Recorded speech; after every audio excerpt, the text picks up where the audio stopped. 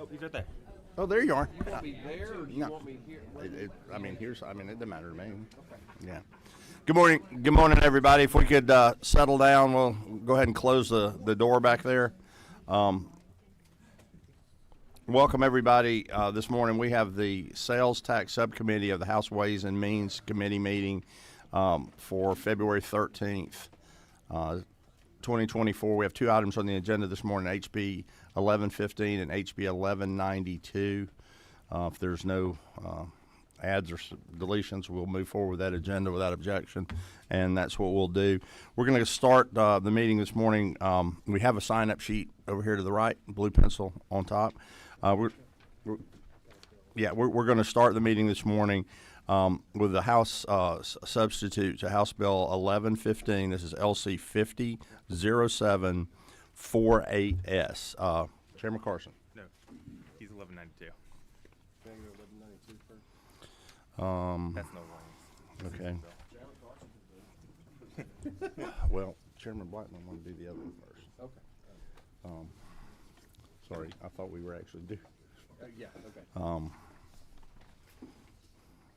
right, so yeah, 1115. That's no wrong. I am backwards on that. Is Chairman Williams? Are you going to present from there? Since I had a substitute, I called on Chairman Carson for this. This is your measure. It's a substitute to your measure. Are you ready for that one? Let's do that. You're number 7. Good morning. Can you hear me? Okay. We discussed this. It's 11 LC 500748S. It was House Bill 1115. We had a sub last night. Basically, I'm going to hit the high points. We're talking about a flexible penny option. We're starting out, everybody in the state of Georgia starts at 4 cents, and then we have T-SPLOS, we have E-SPLOS that don't count against, but we have other taxes that go up to 8 cents and up to 9 cents. We have all these one-offs, if you will, like Augusta has a convention SPLOS. We have Muskogee that has their own. We have Macon that has their own. We're trying to simplify things. We're trying to put guardrails around this, and this has not been a very easy process, but we've been working with ACCG, we've been working with GMA, and various members of this committee trying to perfect it. And I walk in this morning, I get beat up by Frick and Frack over here saying it's not doing what they wanted it to do. So, but if we can all work together to make this bill better, that's what we're trying to do. But basically, it's a flexible penny option. That's what we're calling it. Instead of 2 cents, it's going to be 3 cents. With the main crux of this is to roll back property taxes. Now, some say, well, how are you going to make that happen? Well, we're going to try our best to make sure that this does happen. Or either the counties and the municipalities can use the infrastructure of that extra penny sales tax to add on infrastructure in their areas. I'm going to read this. I'm going to read this little bill summary, and then I'm going to ask the experts, if they will, to come and answer any questions that we might have. It's relating to limitations on local sales and use taxes by eliminating the current limit of 2% on local sales tax, as well as the exception that allow local government entities to go beyond the limit. The bill provides for local sales tax to be levied up to 3% with only 2 exceptions, an additional 1% each for an educated-related or E-SPLOS, special purpose local option sales tax, and then a T-SPLOS or transportation-related sales and use tax. The bill amends 48-8-102 relating to restrictions on levying taxes to eliminate a provision preventing a local government entity from levying both a local option sales tax and a homestead option sales tax. House Bill 1115 creates a new local option sales tax to be titled Flexible Penny Local Option Sales Tax, or FLOST. Following the passage of a local bill by the General Assembly and voter approval via a referendum, so we're letting the people decide, a 1% sales tax can be collected for the purpose of providing either property tax relief, or the levying authority may retain 1% of proceeds to offset costs of the administration.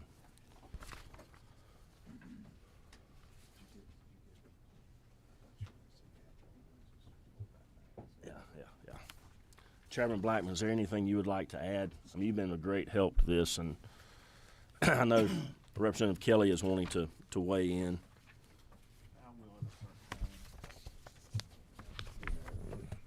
I know that Ryan, are you here? Ryan and Dante and Clint, if y'all would like to. Mr. Chairman, is it okay if? Okay, excuse me. All right. If it's okay, I'll just ask the committee if they have questions of Sure. the author before we go to testimony. Yeah. Is there any questions? This is the first hearing on this matter. Second hearing, I'm sorry. This is the first hearing on this copy of the bill. But second hearing on the matter. Is there any questions of the author? Yeah. What number are you over there? Number 9? Yeah. I actually haven't seen this before. Now, did I understand you say that this would allow the accounting to raise their tax higher than what it already is? Is that what you said? Well, what I said was instead of the 2 cents, we could go to 3 cents. But then with that, they could use that 1 penny for a rollback on property taxes. They Right could. now, people are at 8 cents, 9 cents, and a little over 9 cents on their tax rates. Okay. But we're using this for a property rollback. So they could. So you'd have to have trust in your local county to do that, right? The voters would have to also approve it. Okay. And trust Right, in it the has to be voters. approved by the Okay. voters, and then it's on a 5-year deal. Yeah, they do. Chairman Blackman. I just would, not necessarily to address the chairman's question, but it may address it to some degree. I think a lot of the feedback that Chairman Williams, and I appreciate his work, got over his ad hoc committees sessions over the summer led to this. We have a number of one-offs, I think, approaching maybe, 8, 9, 10 different one-offs out there where different districts are actually able to exceed the 2 cent cap. You also have the T-SPLOS and you have E-SPLOS that it's constitutionally, put in code. What this would do would actually allow the local delegation with some pretty significant guardrails that were brought up at our first hearing added back in, and I appreciate Chairman Williams working on those to get those incorporated. And I think ACCG and GMA have worked with us a little bit to help improve what we would consider this flexible penny. But it opens that up, allows the local delegations to address it, still has to go to a referendum. And then it's for a designated period, and in order to renew it, they have to go back through their local delegation, as opposed to us as a General Assembly taking a look at each of these one-offs as they come up. So does put back into that local control. It still does not allow anybody to exceed the 9 cents cap that we have, and then it separates out the T-SPLOS, which already is, and the E-SPLOS, which is constitutional. So I don't know if that helps at all, but I just did want to say thanks to Chairman Williams trying to answer, what has been a question for a long time on how we could possibly deal with this and still keep everybody up under that overall 9 cent barrier. Thank you, Chairman Blackman. Are there any further questions of the committee? What number are you working off of over there? Are you going to share number 6? I think if I could, before I turn it over to Representative Kelly, it also helps address some of the property tax issues that have come up, so that you can only replace these dollars by, or you actually can replace the property tax with these sales tax dollars. So that's the way that the bill is crafted at this point. Representative Kelly. Thank you, Mr. Chairman, and I do appreciate the work that Chairman Williams, Chairman Blackman have put in on this, and I listening to some concerns that were raised last time, because this, I think I've served on Ways and Means. This is my 10th year, and I think something we've tried to do every year, in some way at least in consideration, is trying to find a way to use sales tax to cut property taxes. And for 10 years we've struggled with it. I know this may be the closest attempt we've ever got to doing it. I'm still not sure. I believe it will. So I want to look at lines starting on line 369 to 376, and that's kind of the clawback provision. And where it says, if any time the commissioner or the state auditor determines that the proceeds of the tax authorized by this part are not used by a political subdivision in accordance with this part, talking about property tax relief, the commissioner will withhold the funds until a plan for rectifying the failure to comply And if they don't come up with that plan in 180 days, the tax will cease and the funds that have been collected will be held in trust by the state for public purposes benefiting such political subdivision.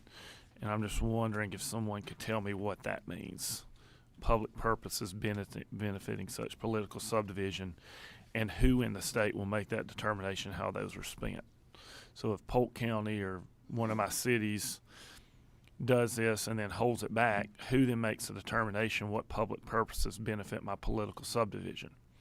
Is it me? Because that may be a fun thing. But who is it?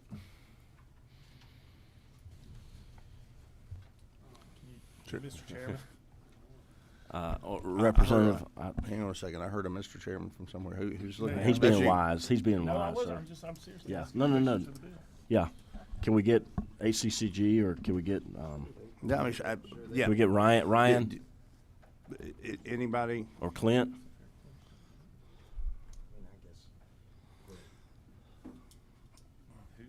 Do you want, Clint, do you want to address that? I just know that's existing law, that's not a change we made in this bill, that's Yeah. all the regular sales tax. Okay. So what does it exactly mean? Let me repeat that since for people that are listening. A gentleman represented that is an existing law with I guess the other loss. This one is it that would be held in trust. And I suspect it is just something to keep the political subdivisions, for lack of a better term, honest on that. That is anyone in the room aware that that's ever had to be implemented? Yes, sir. Follow up, Mr. Chairman. Sure. So I'm gonna beg off my ignorance here and just ask somebody to educate me. How does that happen? What does that look like? Who distributes the money and who makes that determination? Do we know of an instance where this has had to be invoked before? But I think they said no, and so the question is, then what does it look like? I mean, now's our time to determine the process. I guess it'd be determined by the state auditor. They're the ones who decide where the money goes. An unelected. Well, and just if I could, just to bring us a point, we have a number of things today. You raise a good question. If I were to put myself in a split between where I sit today in the legislature and where I once sat as a local official, I would think that the first place it would go, since this is supposed to, if in the referendum they said it was going to property tax relief and it is so determined in lines 370 through 376 that it wasn't, I would think that the commissioner that would withheld those funds would decide and would put it there.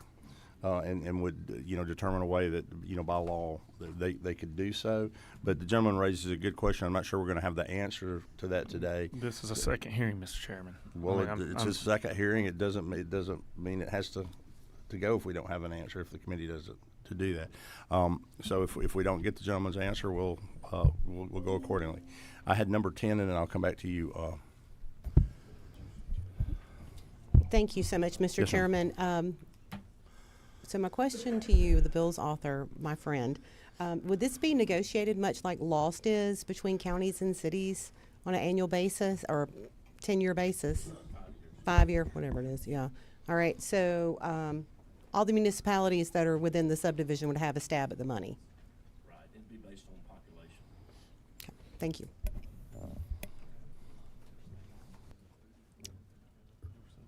Vice Chairman of the caucus, Majority Caucus. So I know it sounds like this is existing law for other sales taxes.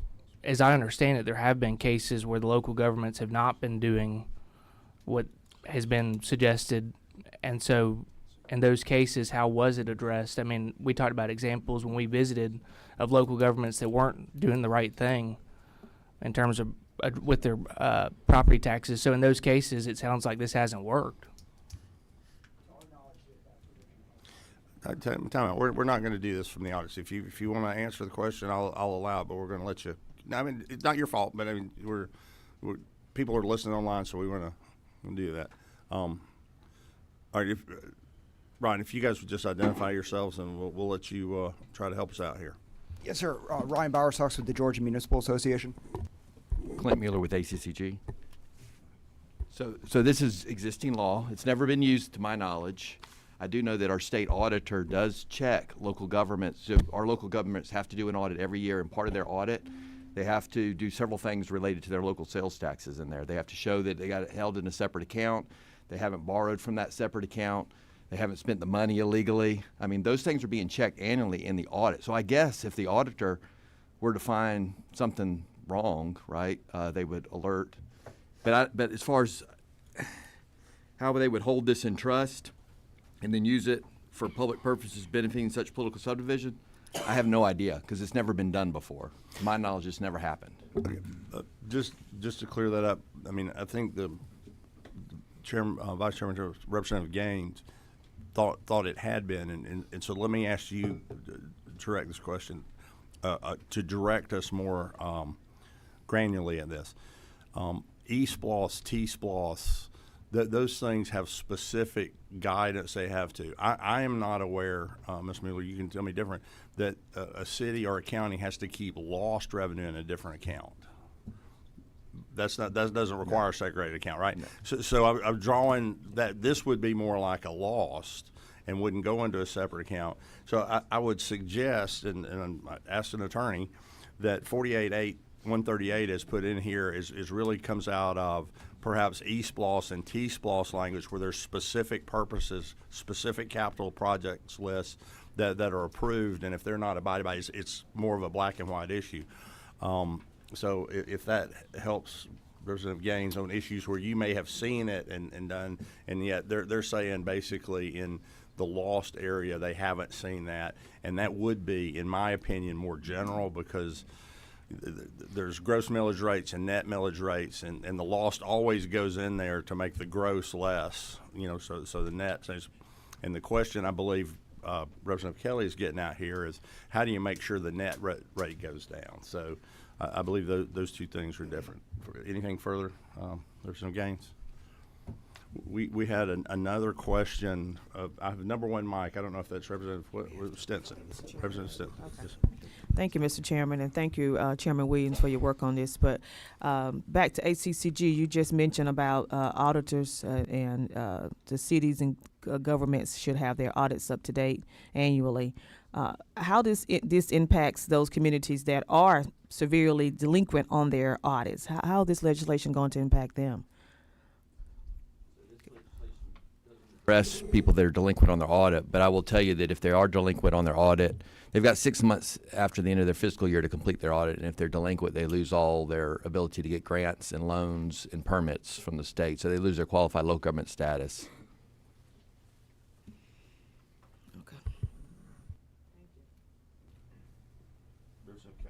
Not to belabor the point, but you just brought up something that I wonder if what it would do, and get your thoughts on it. What if there's ways right now where you say we make local governments not eligible for state grants? Would you be willing in line or in section 48.8.138 that if a local government doesn't comply, one of the penalties in 48.8.138 would make them not eligible for any state grants should they violate what we've asked them to do in 48.8.137? Would you be willing to put that in as part of the kind of, I guess, the stick for the carrot?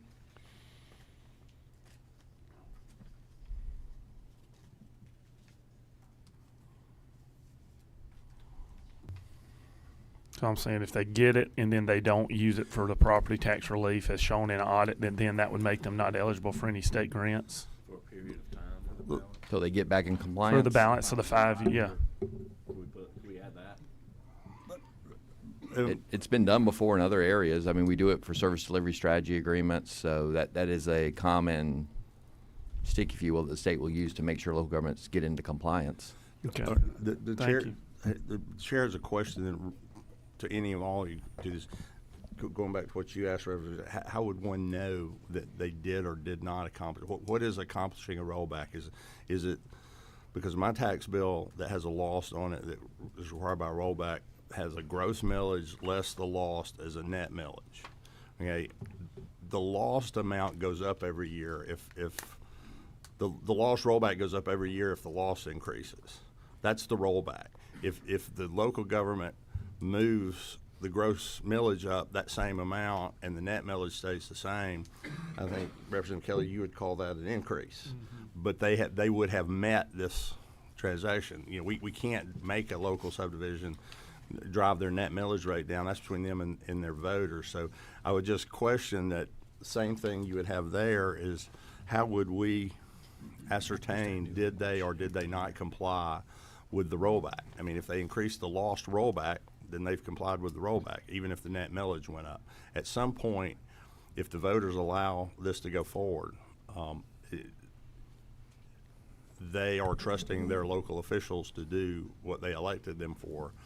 And from my perspective, let me ask the question of the author. It has to be approved by it has to be approved by the state. It has to then be approved by the local group and then by the voters. So there's several levels here to Several steps to use protection. it. So I mean, I think we can over-engineer things that we're trying to hold them accountable to, but at the end of the day, the voters are going to hold them accountable on a rotating 4-year basis, and at least during the 5 years of that. True. Did you have any? Yes, sir. If you'll look on, there's one other safeguard that was added. If you look on line 356 of the bill, So, yeah. that's new language. That makes them included in their rollback calculation. So that's added to the property tax in the rollback calculation. So if they exceed that rollback rate, they have to advertise the tax increase in the newspaper. So that's new. That's not existing law. I understand, but I mean, they They could still just they can notify comply your with tax- this yeah. and still raise the gross millage and advertise and so forth. I mean, it's up to Right. them. But it does somewhat address your concern, Mr. Chairman, about how they up the gross and go back to the net and nobody knows it was a tax increase. This at least is going to be more transparent to the public. The public will know it's a tax increase. Now, whether they do anything about it or hold their elected officials accountable, that's on the public. But it does solve the transparency problem that I think you brought up at the last meeting, where people, they're doing it and nobody really knows that they're taking the extra revenue. Yes, sir. Further questions of the committee? We hadn't anyone signed up. We had no one signed up. The author of the bill wanted to let you guys speak to it, and I'm going to go to questions first. So, do you have anything further you'd like to add? I think the goal here is to get flexibility. So I think the goal here is to give your local officials flexibility, working with their delegation, and obviously the voters having the ultimate final say on it, and to allow for that without having to go past these general laws that are specific to one jurisdiction. Is like the Chairman Blackburn said, we have about 10 of them right now. They only apply to 1 or 2 jurisdictions, and there's more coming. Every year you all get requests for more of these. I know like this year we have some of the counties that have education lost that want a county city lost that they can't do right now, and that's only affects 8 counties in the state. But there's lots of these examples. And I think this is a good attempt to try to set up a framework so you don't have to have the whole sales tax code being with all these general laws that, I mean, I remember the days of our hotel motel tax code. Some of you may remember how hard that hotel motel tax code was to read, and we went back and did some reforms there because we had all these specialty hotel motel tax laws that only applied to a single jurisdiction. That's where we're heading with our local sales tax code if we don't figure something out. Thank you. All right, I'll go back. I had several people let up. Before I go to other people. Yes, sir. Chairman Blackman. I'm just curious. I mean, we have addressed several. I mean, there's been MOSTs, there's been lost, cease lost. We've got. Is there anything? If I was to look at this and say, what is there any of those that we passed that are tighter than the way this is set up?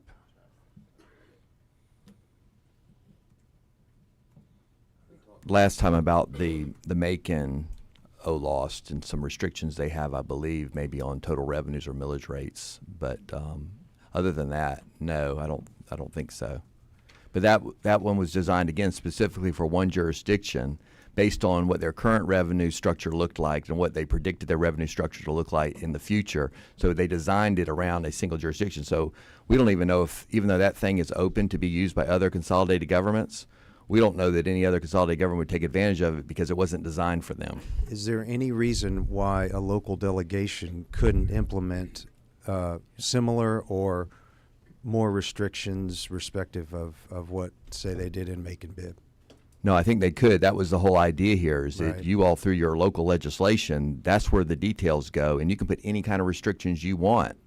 And again, this doesn't happen unless the delegation is in support Says of it. it's And ultimately, the whole General Assembly has to vote on it. I know y'all give preference to the delegation, but ultimately it still has to be voted on by the whole General Assembly. But it allows it to be tailored for that jurisdiction in a local act instead of being put into the general law. And you're saying the whole General Assembly like we would any other local legislation, Right. where it could be pulled off technically, I guess. Yes. If it is so desired. Yes. Okay.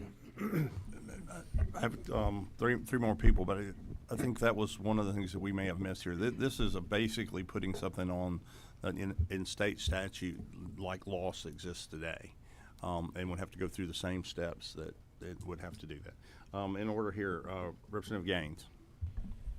I think this is going back to my question earlier, and I might not have been explained it too well, but so currently Lost has this same clawback provision. Is that correct? The language that you said is an existing law? The language that Chairman Williams was talking about, yeah, that's an existing law. On But Lost. not the new language I just mentioned. to Right, y'all right, earlier. right. But it is currently with Lost. Yes. So as I That's it. understand it, there have been local governments, we talked about it after the presentation last week, where some local governments have not rolled back the millage rate in those cases, and we haven't seen one example of where the state has actually come into auditor and used that clawback provision. Is that correct? I'm not aware of it ever being used. I do know that the Department of Revenue, when we submit our annual tax digest, there's a form they have to fill out showing that they did the rollback on for Lost, and so it's supposed to be checked by the Department of Revenue. I mean, it sounds like that's not happening. Maybe I'm missing something, but I do think there are, and I don't have a specific one here. I know we talked about a few last week, but there have been examples where local governments are not doing that, and there's been no clawback. So how can we guarantee that if we pass this, this actually would be implemented? I will say with Lost, I'm not sure what examples you're talking about, but I will say with Lost, if you've got a city that has a zero millage rate, obviously there's nothing Right, to you roll can't, back, right. right? So that, and I think there's around 120 or so. So it doesn't occur with counties. We have no counties in the state that have a zero millage Right. rate. So, but yes, with cities, the law basically gives you an exemption if you have a millage rate of zero from that. Okay, we need to move forward. We have other things on the agenda. I would ask this of the counties and the cities, just to get to Representative Gaines' point, is get us a list, what the tax bills look like. If it's a gross minus loss minus to net, get that for the committee to look forward. We do need to move along. Number 3 is that Representative Holcomb. You're recognized. Thanks. I think Representative Kelly raises a really important question on these lines 374 to 376. I just did a search and I can't find that in Title 48. It's been represented to us that it exists. Can you tell us where it exists?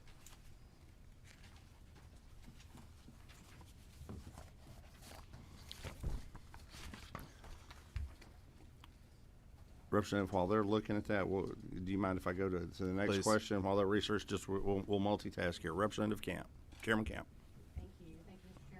And thank you, Chairman Williams, for bringing this, because I represent 3 counties that do not collect any money from host. I do not have a branded hotel in my district, which is shocking. I'm looking around. I don't know if anyone else this committee meeting can say that. So having another option, you can say that too. Having another option is nice. I do like the idea of putting some teeth in it to make sure that if it's not complied with, there is something that can happen. I'm not really sure exactly what that is, but I know from a county that struggles, we have one Walmart in my entire district. And there are a lot of districts in the state that are similar to mine. So I appreciate the option to have another way to have some taxpayer relief. Thank you. We Yeah. We'll take a look at and see where that language came from. I was under the impression that came out of the SPLOST in the drafting process, but we will try to circle up with okay. others. That's good. That's good for. So I know Blake Travis.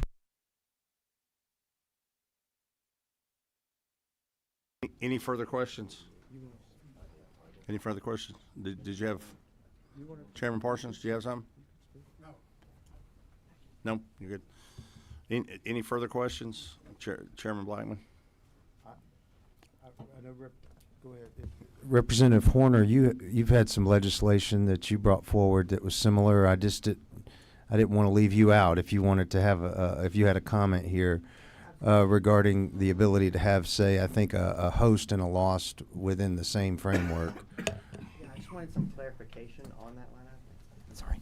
Oh, hold on quick. On the section, I believe it's 2. So I was reading the new language, and please forgive me. I just saw the substitute today.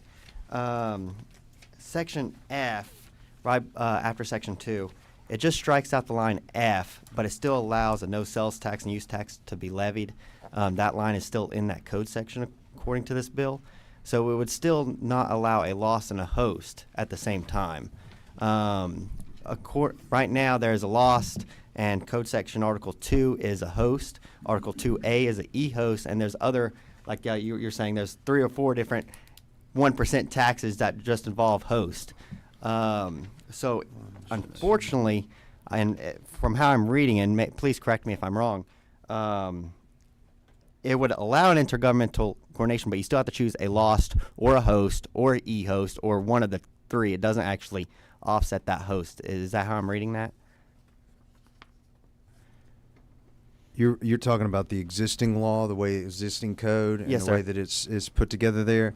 A good question. I would have to probably again ask. I know Blake had crafted some of this stuff, but I'd probably ask either Ryan or Clint if they hadn't left the room, and they may have.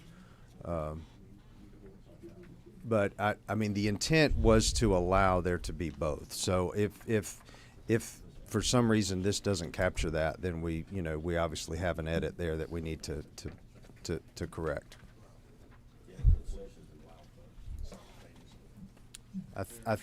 There's a lot of code here, and there's a lot of moving parts. And that's Absolutely, and I just had a chance to glaze it, so please. I wouldn't be Yeah, wrong. no, it's a fair question. We want to get it cleaned up. Perfect. Thank you, Chairman. Let me bring up from the attorney. There was a change that was requested. The F should actually be underlined to be changed from an E to an F, but I believe the language does do what the gentleman thought it did, and it prohibits something we're trying to permit with that language. And so that's something we may need to look at.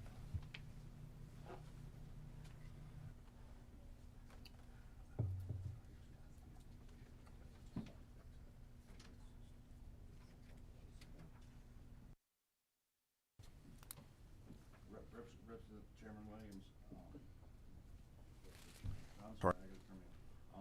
We've had a couple of things we were going to do here that we need to look into, so Sure. we're going to bring you back. Yeah. It was a good robust discussion. So if there's no objection, Yeah, we'll, I'd like to thank the members for their input and added help. So we'll do that. So we'll just hold this in subcommittee for our next hearing, LC 50-0748S. With that, we'll move on to House Bill 1192. Chairman Carson has LC 50-0700. And he's gone.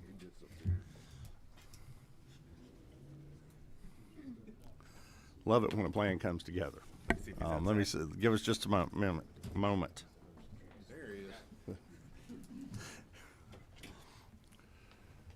Chairman Carson from Cobb County making the grand entrance for us.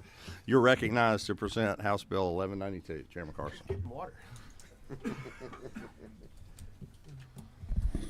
Thank you, Mr. Chairman. House Bill 1192.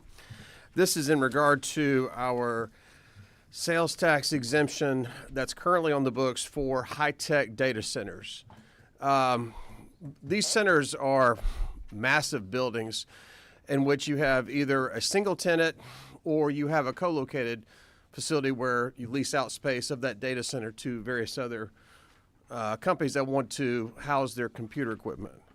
I wanted to point out to the committee that I just need to learn this for myself. Maybe members of the committee know this already. But there are actually two sales tax exemptions in regard to computer equipment. One is Section 68 under the sales tax code, and that is in regard to computer equipment for, let me get that up. It's basically in regard to purchases over $15 million. That's not what we're talking about here. This is 68.1 is the focus of House Bill 1192. This is in regard to high-tech data centers that come here to choose to locate in Georgia. What we're doing here is we're grandfathering in existing exemptions, but preventing new sales tax exemptions for these high-tech data centers. There's been an argument that's been made. I believe most people saw the press that's been, or the media that's been announced in regard to this initiative. But there's been a business case argument made, members, in regard to, well, if we have very low, these, by the way, these centers use a lot of power, a lot of water as well, but a lot of power, a lot of electricity off the grid. So there's a business decision being made, or at least proposed by the state, to say if we already have low utility rates for electricity, and we have a fair amount of skilled labor, we're the #1 state for business, we're a favorable regulatory environment, why do we need to do this sales tax exemption for data centers as well? So I'll leave that to the committee. I'm happy to answer questions. But that's basically the bill. You can see that on lines 11 and 12 in regard to honor or act on and after the effective date of the act. There's no more sales tax exemptions for these high-tech data centers going forward, or certificates for these sales tax exemptions for the purchases of computer equipment going forward. Thank you, Chairman Carson. Number 9, is it Chairman Parsons? Thank you, Chairman. I wanted to ask the author, these data centers, I know they use a lot of electricity, and they're driving up the need for electricity in the state by Georgia Power in particular. Do they employ many people? I mean, I know they're huge, but do they actually have many people that work there, or are they just more server farms?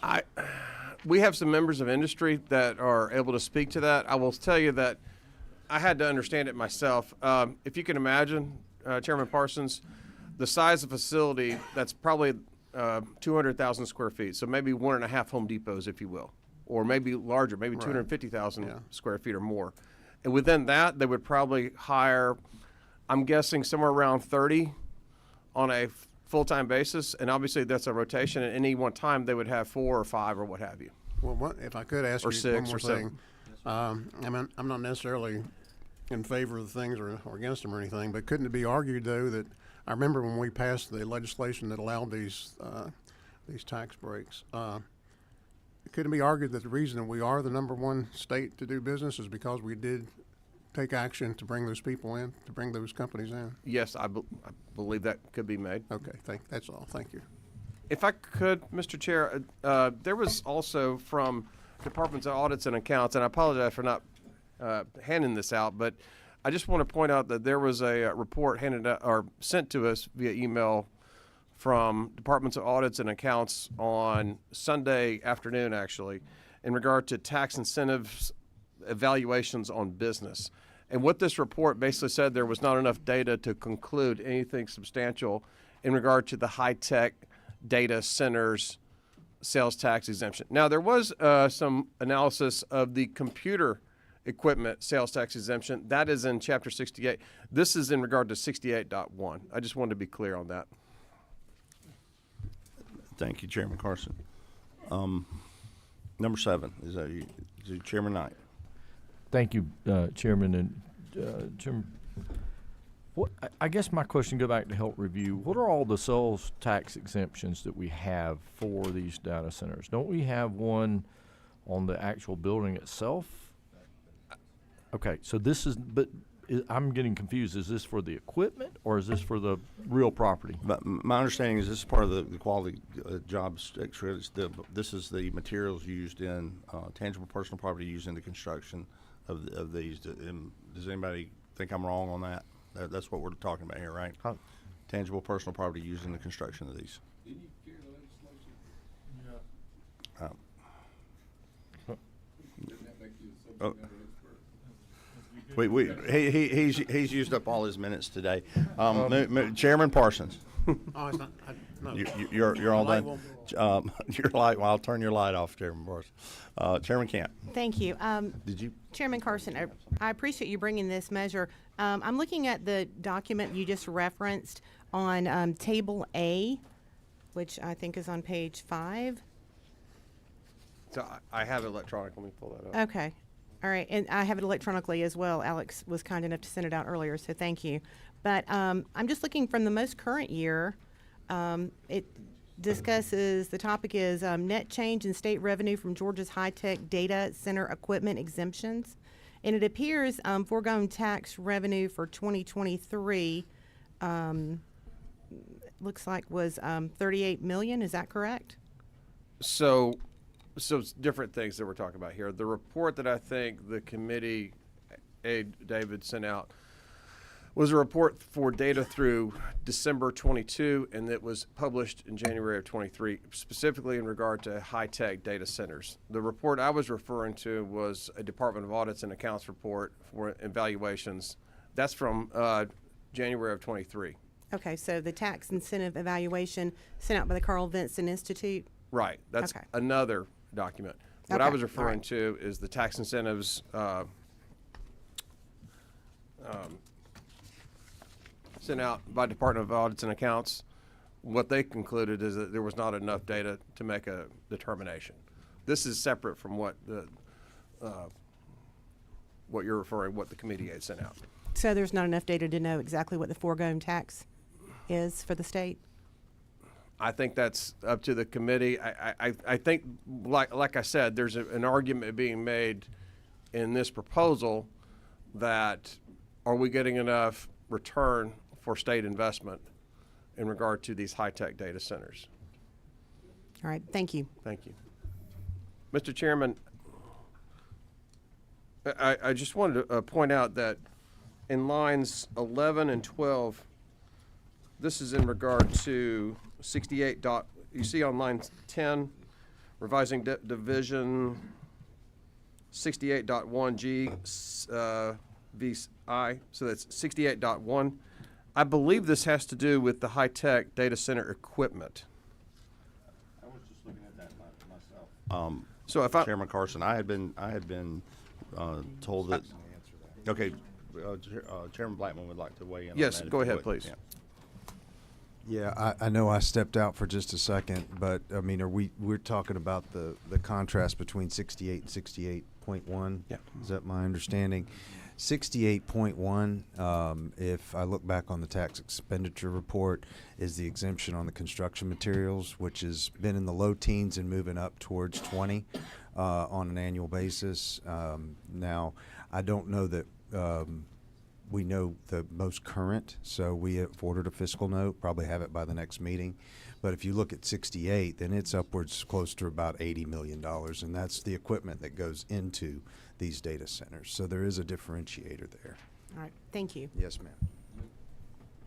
Mr. Chairman Black, the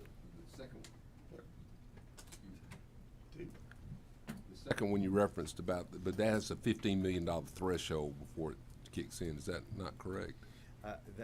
Something I believe that Bill, you carried changed a couple of years ago. Yes, sir. Thanks.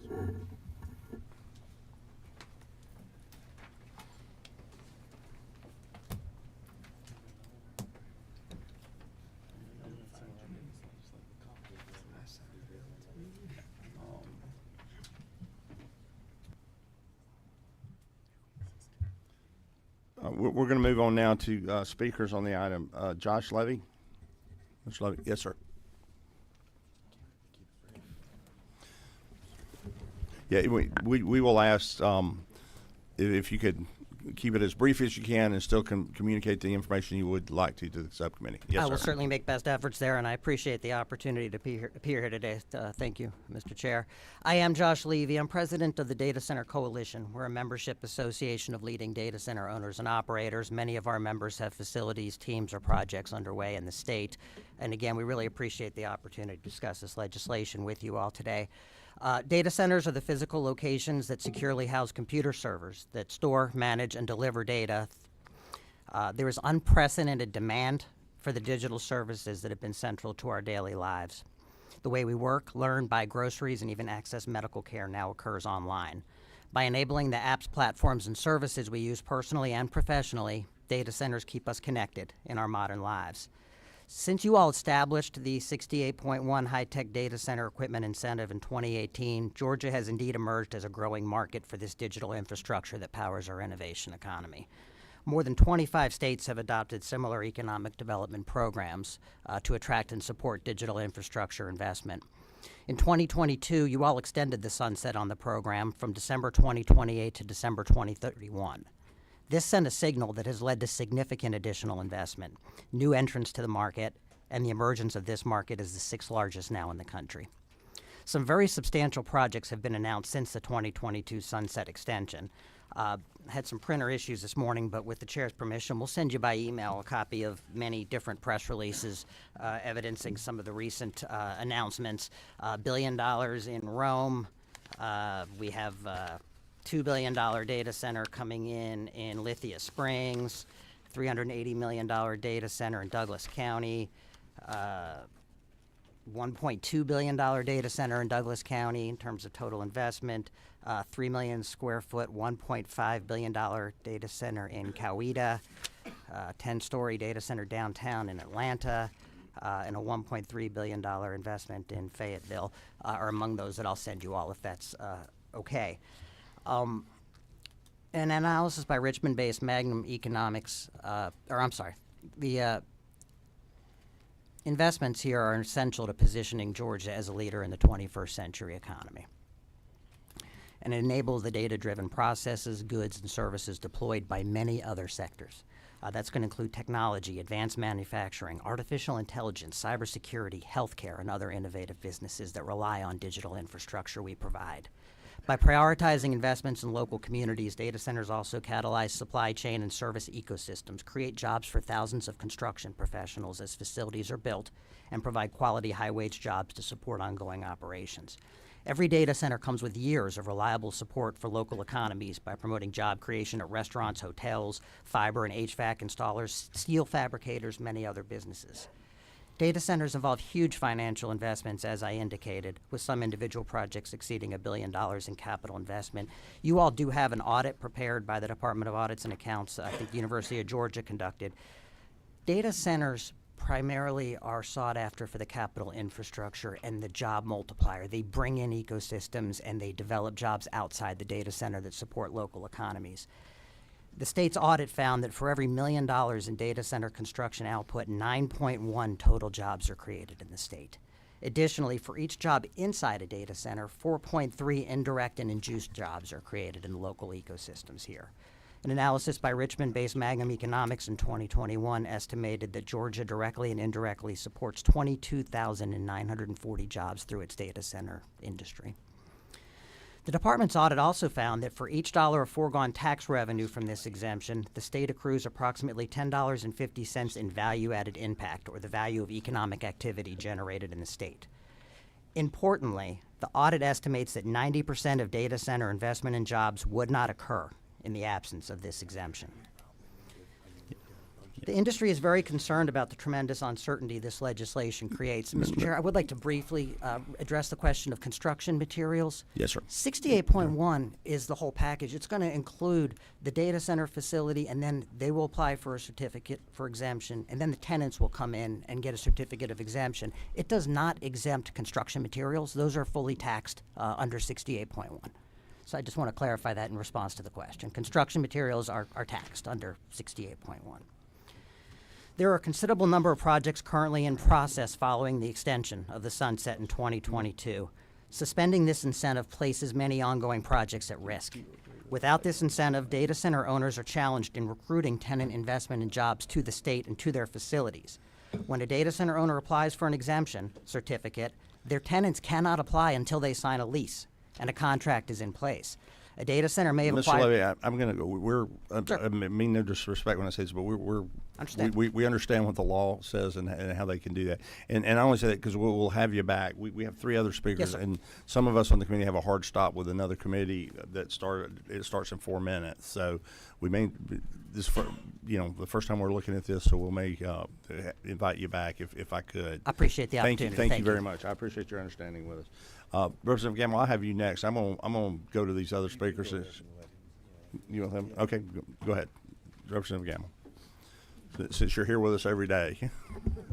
Thank you, Chairman. And this is kind of odd for me to be here today. I just wanted to bring to the attention of the committee. I have a handout that I'm going to pass around that has some data on it to share about this. I'm here doing what any of y'all would do. I have one of these projects that is currently slated for my district. Switch bought 1,500 acres in Bartow County, which that land is being graded right now as we speak. So that is kind of my interest in why I would come today. And I guess I have a few concerns about maybe the clarity of what's in the bill or maybe not in the bill, some questions that I know that as we get further into this, we'll have the ability to answer. You already know how the high technology data center exemption works. I'm trying to understand kind of the goals, if this is to grandfather data centers already invested in the state or to pause future development. The legislation is unclear about that. As mentioned a minute ago, 30 other states have this incentive, so it's very easy to see that these companies could go to other states if we were to remove this. For every dollar spent, we get $10 in return, which is a pretty good return on investment. And if the issue is about energy, which is a fair conversation to have, I feel like there's probably a better way to address the energy concern than through this proposal that we have today. So I hope those are some things that we can flush out as we go forward. But I can tell you this is a big deal for my district, and the land that they are building on was going to be homes on half-acre lots. And so we had a choice of, do we build houses and strain infrastructure and put more kids in schools, or do we let them come and build this facility that will operate very quietly, discreetly on that 1,500 acres and generate a lot of revenue for our community? So that's basically why I'm here today, and I know that a lot of these questions will be answered as we move forward. But there's a lot of uncertainty with the proposal we have in front of us that I hope we'll get more clarity on as we get further along the line. But thank you, Mr. Chairman. That's all I have to say. Thank you, Representative. Chairman Newton, did you have a question for us? Okay. Yes, is that an N? Nikki Vanderslice? Nikki? Yes, ma'am. We almost made you an N instead of a V, so you gotta watch how you make it. You gotta watch how you put that V down there. I would answer to just about anything, Mr. Chairman. Welcome this morning. Thank you. Thank you very much for having me.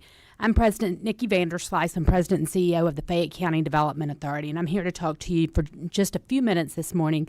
I promise to be respectful of your time, about one community story. As Representative Gamble just said, our story is very similar. We had a 615-acre site that we have been working on since probably 2019. We landed QTS Data Center in our community. That 615 acres could have very easily been 1,800 homes. We are a bedroom community just south of Atlanta. 74% of our workforce leaves the county every day to go to work. They come into Atlanta, they go to the airport, they go to Chick-fil-A, take your pick, but they don't stay in Fayette County. So the workforce in Fayette County comes in from other communities. While jobs are very important, and we're all very thankful for those, for our community, we don't need the jobs that people can't live in our community, where we have to import them in. They're putting stress on our infrastructure. We're coming to DOT and asking them to build more roads, all of those things. What I will tell you is that the property where QTS located, there's a story to it, and To be very brief, in 2008, the community started planning for what is now known as the Veterans Parkway Corridor. It has the development of now QTS that landed in 2022. It has Trilith Studios, which has landed in 2013, and most recently, U.S. Soccer. I would say that we would not have gotten any of those without some vision and planning by our community. That's long-term planning. It doesn't happen overnight, and things can't change in short spurts. We marketed this property in 2019 and 2020 to Facebook. We were the second site. They located at Stanton Springs. But we saw where the state was going and took your guidance in where our community went with strategic targeted industries. QTS started there. They purchased the property in 2022. In calendar year 2021, that property paid $30,000 in property taxes. Their estimated property tax, as it sat January 1st, without any buildings being taxed at full build out, is $2.2 million. That's a significant impact for our community. We've seen the value of the land rate come up. We've seen the investment. The city of Fayetteville has gotten $1.7 million in building permits. It's been a boost to them. The water system has gotten $500,000 in tap fees already just from this project. So it does have an economic impact. While there may not be large numbers of jobs that come with it, it has a significant impact. Another thing that is vitally important to us is the infrastructure that comes with it. And I mean that we used to talk about infrastructure as roads and sewer, water. But what we need to think about is infrastructure is how do we all connect? You've all been connected this morning. We connect via the internet, right? We connect via fiber. We have some of the best fiber that is going in the ground in Fayette County. It's going to make our students in our school system more competitive. It's going to make us more competitive for other opportunities. I would say that the investment that you see from QTS into the gentleman that spoke before me, he said 1.3, and while I think that was their anticipated number in 2022, our MOU with them is at a $5 billion number. It's a significant impact. At full build out, we expect that if I would say this, that if our millage rate stays the same, I hope that our local elected officials will roll back our millage rate. It won't stay the same, but they would pay $40 million in property taxes. That's a significant number to a bedroom community. We're in 80%, our tax digest is 80% residential. As you know, residents use 30% more in taxes in services than they pay in taxes. That's not sustainable when you've got an 80%, 80-20 rule. That's out of whack when they use 30% more. So I would ask that as you're considering this bill, that the bill not be a bait and switch. They had a commitment from the state that we honor that we grandfather in those that are already in progress. Somebody said, how do you define in progress? Well, if they're moving dirt, they're in progress. That we make sure that they're able to get through the process, that they're able to sign their tenants, get those leases, and then have the sunset in 2031. Thank you. Thank you. Sam Owens. Thank you, Chairman. I don't know if it's Commissioner or General Owens. Sam works well. Yes, sir. We're welcome aboard. Well, thank you. I appreciate the opportunity. I represent QTS. As Nikki spoke about the investment in Fayette, QTS's current investment for pending projects is north of $10 billion. This affects projects in 3 counties. This has the ability to abruptly terminate those projects. This is real jobs. The way the bill is drafted, as Nikki stated, if you've bought the land, it's your problem. If you're moving dirt, it's your problem. If you are working on your tenant leases, it's your problem. I haven't seen a bill in the time I've been in public life that's this abrupt with regard to economic development. Certificates can't be issued upon signature of the governor. You have projects all over the state that are in this area that would be no longer. We would, at a minimum, request a delayed enactment, as Nikki said, to cover all the projects where people are already investing dollars. And by the way, with QTS, some of their clients, yes, they have some national clients, but some of their clients, Georgia Department of Labor, Georgia Lottery Corporation, Georgia Transmission. You're affecting state government as well as public companies and private companies in this process. Without this inducement, they're likely to lose existing opportunities and tenants. We're apt to see leases terminated, customers migrate, and with that go their investments and jobs. I'm reminded of one big project on the east side of Atlanta that a month after they announced the project for the data center, they created a Southeast Regional headquarters in Atlanta. That, this simply is really poor policy. And I appreciate your time, Chairman. Thank you, Chairman. And if I can, that concludes our speakers. I want to, first of all, correct something I said earlier. I've been down here for a minute, and since this, well, I won't make excuses. The language in this bill does two different things. It does a suspension and it does a change in the qualifications for later. I have many things before me, and the language in the bill does not do what the author intended to do. And what I spoke earlier in the committee and was what had been communicated to me, that the author's intention was about materials on the construction. That's not what I thought 68.1 does. This is equipment sales to a multi-tenant data center. We did that a few years ago, Representative Kelly. So this is the first hearing on the matter. There's clearly some things that need to be worked on. So we're going to hold this over, and I'm going to go to Chairman Blackman for the final word on this.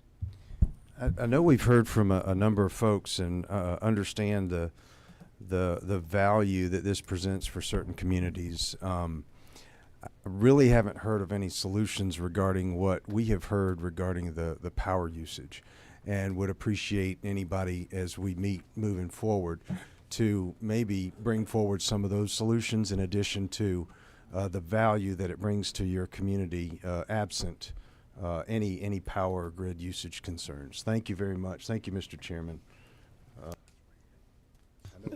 Thank you, and we do have another subcommittee. If there are others that we're going to break after this, we're going to adjourn and come back to another subcommittee. I'd be happy to step out there and get names of people that want to continue to be involved in the process as we evaluate this. With that, there are no further business for the sales tax subcommittee. If there's no objection, we'll stand adjourned and move on. There's no objection. That's where we're going. We're adjourned.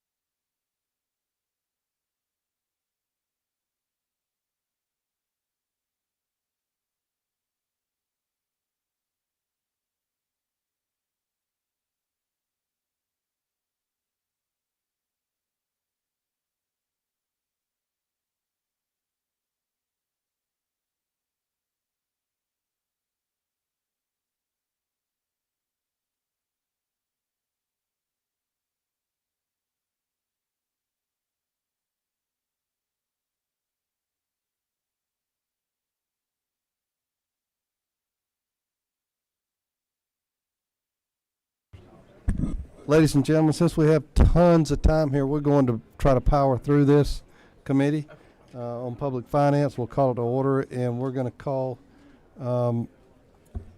Chairman Newton. Would you step to the podium and power through this thing? This is first hearing only on HB 1090.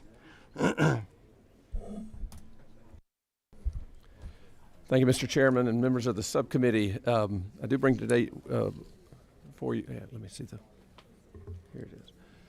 HB 1090 LC 500712S is the version we're working off of. I wanted to start by saying this was built. Is that right? Is that right? Sorry. Let me get this one. Let me get the latest one. This is not a setup. This is the original, I believe. All right, we're working off the original LC 500670.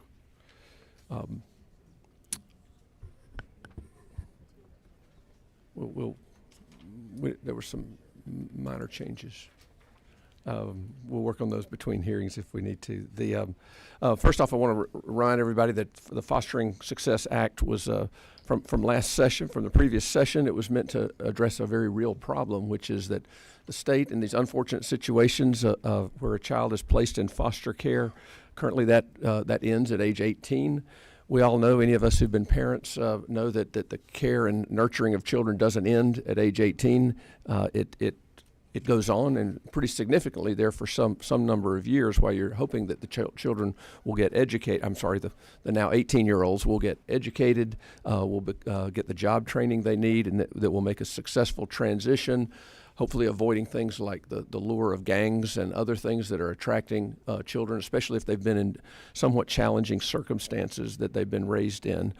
So the Fostering Success Act has been meant to take care of those that from 18 to 21 in a particular way, to see if we could do a better job of making sure they make the transition to adulthood and good citizens that way. So the act began last year with the tax credit for organizations that would help with mentorship and other expenses that are needed during those crucial years of 18 to 21 and a little bit beyond. House Bill 1090 tries to address about three of those things. It wants to correct a couple of things that were implementation avenues. It does. Secondly, it expands the type of taxes that can be used to get to have a tax credit to assist in this important work, and then it puts some important guardrails around how the program is being used. Those are some things that were, like a lot of things, as you implement them, you find out there's some things that could make it go smoother. And if you will, I'll just turn to the bill and we'll see if we can address them pretty quickly, if you will. This bill does, if you look on page 3, just really starting with justice-involved youth, and also down at line 61 where it says enrolled in, that addresses two things. One is that the, foster children have been in state custody, or at least under the guidance of the state, working with foster parents in a very important program that we've supported for many years here. This mentorship and the other items that will be used in the educational assistance are crucial for getting kids through those early educational years. We did include, even though that's about 800 children a year that are kind of eligible for that, there is another small group, if you look on line 43, what's called justice-involved youth. That's some that have been in our judicial system, juvenile justice, but in particular on line 49, these are individuals that were in a non-secure facility, so they're really similarly placed to a foster child and who is aging out of the program. So this does expand to a small number, probably 50 to 75 a year, that have such a similar need and such a similar transition going on in their lives that it was felt that these programs could be beneficial to that group of former justice-involved youth, and there's the definition there. If you go down to line 61, if you notice, originally it said attending.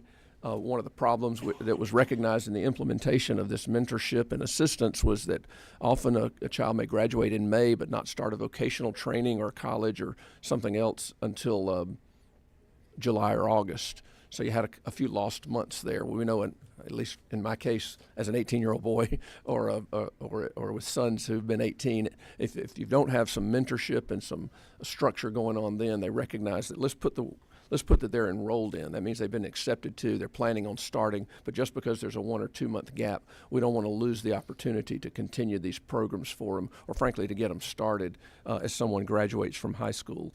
So you see another few lines there on a clarification of how we want them to be enrolled in these programs, and then obviously to attend those programs. If you go on through, I will not, you'll see on page 5, the business enterprise, that code section there deals with allowing insurance companies who may not pay income tax, but they do pay a premium tax. It would allow them to participate in this tax credit program as well. That would hopefully better enable the system to reach something closer to its max. It didn't reach 50% of its max in its first implementation.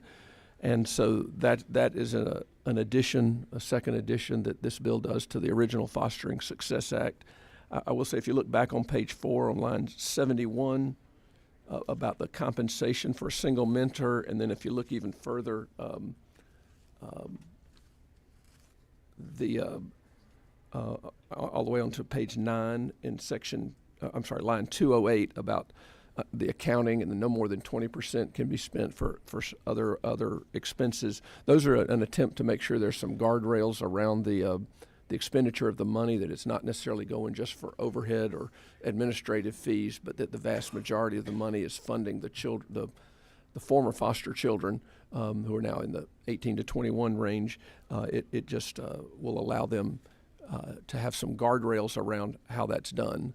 And so that's the gist of the bill. I will say I do have, Mr. Chairman, Tom Rollins, a former director of DFACS, who's incredibly familiar with this and has a heart also, as well as a mind, for taking care of these children and for reaching out in a way to meet the needs and to make that smoother transition to adulthood. If you don't mind, I'd love for him to volunteer, if he could come up with me, and in case there's committee questions, because he's far more familiar with the program and the challenges and the opportunities.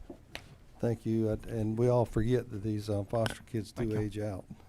So members of committee, are there questions? Representative Camp. Thank you so much for bringing this measure, Chairman Newton. I currently serve on the board of directors for the Fayette CASA, and understand that when these children become 18, oftentimes they might not be in the age-appropriate grade for a number of reasons, or they can age out quite honestly and kind of not have any direction. So I appreciate this measure very much. My question kind of went back to, and I appreciate the guardrails that you put in place and giving an opportunity to these mentoring organizations, for lack of a better term.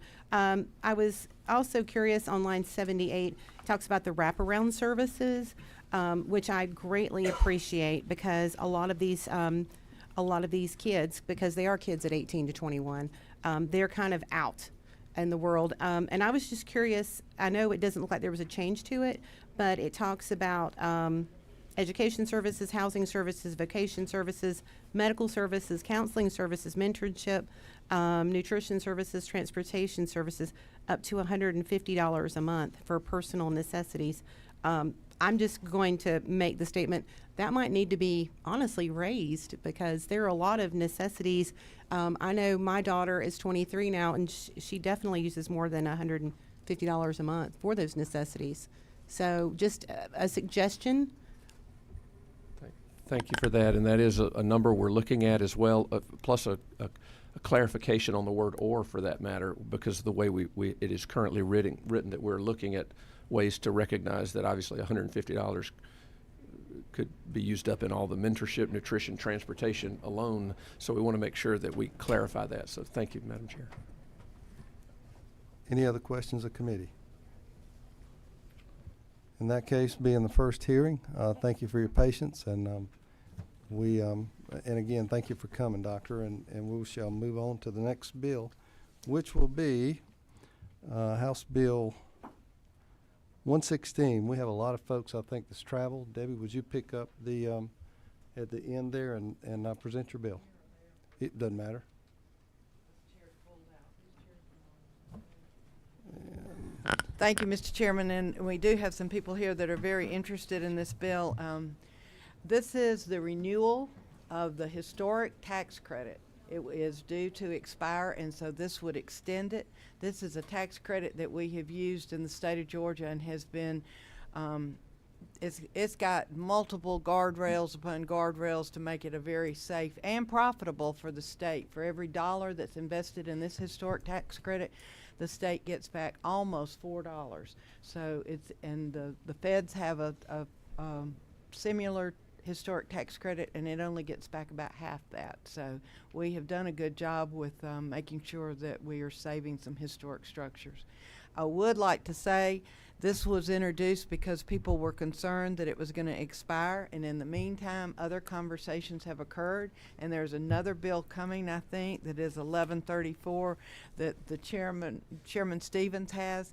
If the it's a great bill. It covers a lot of things that could be an improvement to the tax credit, and if the two were to come together, that would be great. I just want to extend the sunset so that we can continue to save these historic structures and historic homes in neighborhoods, so that will help us with our housing deficit that we have in the state of Georgia. Fixing up some of these old homes are a great way for us to address that without having new construction. Thank you, Representative. We've got members that are signed up. Dr. George. Either place. Thank you, Chairman, members of the committee. Dr. Greg George, I'm the Director of the Center for Economic Analysis at Middle Georgia State University and the Allender Professor for the Advancement of Free Markets. I was asked by the Georgia Trust to look at this, specifically the residential component of this particular tax credit, and to do an economic impact study to see what the return on investment was. Honestly, I was surprised that it was as high as it was, much higher than what you get for the commercial sector. And likely the reasons are there's just a lot more involved in the preservation of residential houses. And it generates a lot of jobs. Basically, over the past 10 years, about $7.2 million were awarded in tax credits, and that generated about $45 million in construction across the state. If you look at the total economic impact of that, it generates about $104 million in economic activity, about $89 million in earnings, and supported about 1,700 jobs over the past decade. So, in a nutshell, it's a very effective program, and it's been generating a pretty tremendous ROI for the state. Thank you, Doctor. Any questions of committee? Thank you. Moving on. Let's see. Lee Hughes. If it's all right, let's have Wright Mitchell from the Historic Trust speak ahead of me, if that's okay. Sure.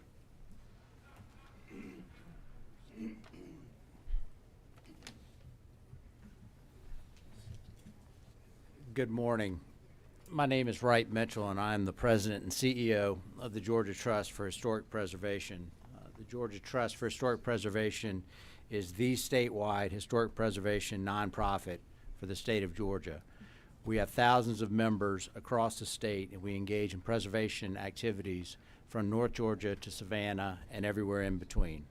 I'm here to speak in support of extending and expanding the Historic Rehabilitation Tax Credit Program.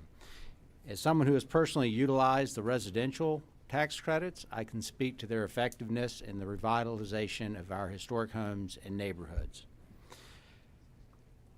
The commercial credits are equally important, but the current annual cap of $30 million creates significant uncertainty in the minds of developers regarding whether credits will be available to complete projects, and is a significant hindrance to the revitalization of our commercial buildings. I'm grateful that the legislature created the Historic Rehabilitation Tax Credit Program, as it is the primary force behind revitalization of Georgia's historic infrastructure. It is time, however, for the program to be extended and expanded so the sunset dates of the residential and commercial program are aligned and the caps in the commercial program are raised. Thank you for your consideration of this important legislative initiative. Members of committee? Oh, thank you. Lee, or you want to come up next? Thank you, Mr. Chairman. Thank you, Representative Buckner and other members of the committee. So the Historic Rehabilitation Tax Credit Program was established in Georgia in 2008. It was revamped in 2015 and made much more robust. That was done in an effort to make Georgia competitive with other states that have very robust programs. It's been tremendously successful here as it is in other states. I think it's important to note that there is a cap on the residential program of $5 million a year. The Department of Revenue and Department of Community Affairs would tell you that it's usually less than $1 million in credits are claimed under the historic residential program.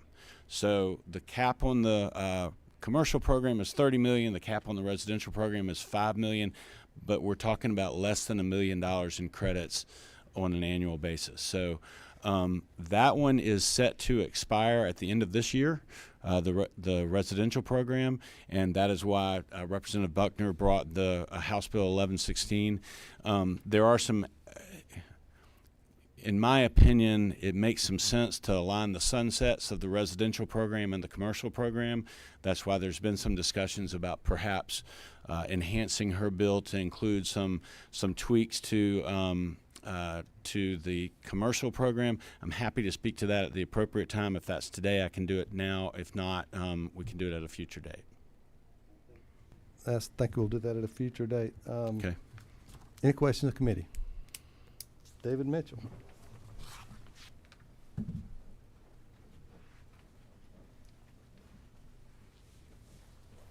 Good morning. Morning. Chairman, committee, thank you so much for having me today. Let me speak. My name is David Yoakley Mitchell. I'm the Executive Director of the Atlanta Preservation Center, the oldest nonprofit for historic preservation in the city of Atlanta. I'll start off first and foremost agreeing with my colleagues, but also to add in the fact that this also will help all 159 counties in the state of Georgia. This is not significant to one region or one space. Each county, we have 159 counties in the state of Georgia, each one with its own unique culture and history that should be embraced and really exemplified. It helps tourism dollars. It does a great deal of things to really magnify why we are one of the original 13 colonies. That's one. Two, next thing this will do is also help with some of our issues where we have business space, office space, being able to be converted to residential. So these are a lot of things too in downtown areas, particularly in our infrastructures of our larger cities, being able to do this. As a resident, I grew up in Northwest Georgia. I can tell you right now, Rome was its own kind of little kingdom, and to see that the largest collection of Victorian structures in the entire state of Georgia resides in Rome. It's Between the Rivers Historic District that's provided this. Being here in Atlanta, seeing the activations of historic spaces, particularly what's going to be happening in the downtown area, these things are going to be huge. And finally, and the biggest thing about it is that this is huge. We continue to hear in these conversations being the best state for business. I cannot think of any why we wouldn't have all kind of our businesses open up. This is a great way for people to come in and see the opportunities that Georgia has to offer and make us one of the most significant places, if not one of the most important places in the world. Thank you very much. Thank you so much. That's what 33 and a third looks like. You did good. See, be heard, be gone. You did very, very well. That's it for. That's everyone speaking on that particular bill. We're going to move on to House Bill 1181. Chairman Martin. Yes, sir. May I from here? Certainly. Thank you, Chairman Stevens. House Bill 1181 seeks to bring forward sunset or to make sunset standard and carry forwards consistent across our tax credits, income tax credits in Georgia. These that we've identified, what we believe we have done is identified tax credits that aren't used to a large extent. So what we're trying to do is identify the continuing need for these if there are some. Mr. Chairman, as we've seen this morning, typically when you start to do something with an exemption or a credit, you find out those that have an interest in each individual one. So we're trying to do that, and we look for, this is the first hearing, of course, on the bill. It's still in its original fashion and LC number. So we look to solicit input as we've gotten it out in front. I know particularly there was some question, I'll just use this as an example, on one of the exemptions that we're seeking to set a sunset on 2029, around aircraft, equipment and machinery used in the manufacture. and that was confused with another exemption. That's in 34.2. That was confused in one that was later on, I think in 86. So these things have words matter and a little word here and there change, but we're trying to solicit input from those that feel affected, and so we can address that. But our ideal here is to move these forward and make sunsets consistent, because any tax exemption or credit should be able to justify itself, because it is an indirect expenditure of Georgia State taxpayer dollars.